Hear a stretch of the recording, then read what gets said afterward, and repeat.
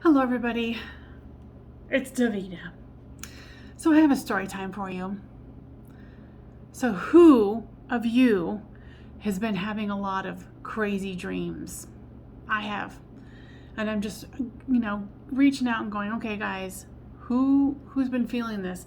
Like the dream that I had was weird because I usually don't have dreams about moose, but I did. So for some reason I was jumping. I don't remember why. I jumped into this like big ravine or something, or like jumping into it so I could keep running.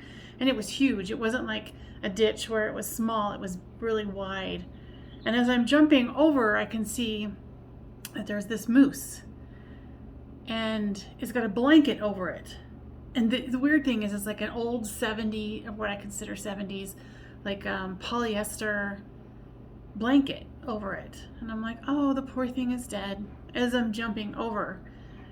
And then when I hit the ground, because it's all like dry dirt, the thing starts to move and I'm like, oh, it's not dead. And it starts crawling towards me, but it's a moose, so it's gigantic, but it seems like it was a baby. Like the energy of it was like a baby, and it was like crawling towards me. And I had hit the floor, so I was on my back, like moving backwards, and people up above were like, hey, do you need some help? Because maybe I was screaming, I'm assuming, I don't know. And I was like, yeah, call the police, because in my mind I'm like, oh, this thing needs to be put out of its misery, because it wasn't moving its legs, it was like dragging itself or something. And I can still like the face was burned into my mind, and I'm like, what the hell is going on?